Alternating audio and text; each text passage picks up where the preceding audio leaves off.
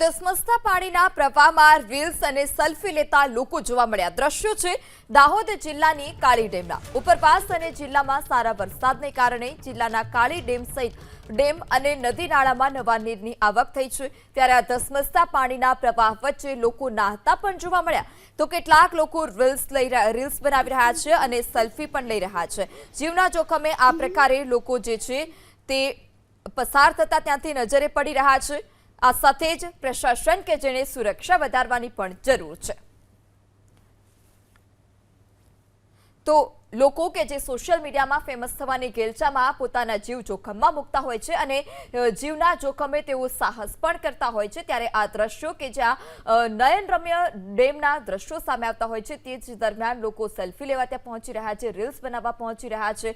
જે ધોધ છે ત્યાં ધોધ નીચે પણ લોકો ઊભા રહીને નાહતા પણ જોવા મળ્યા છે। ત્યારે પ્રશાસને ચોક્કસપણે તે જગ્યા પર સુરક્ષા વધારવાની જરૂર છે।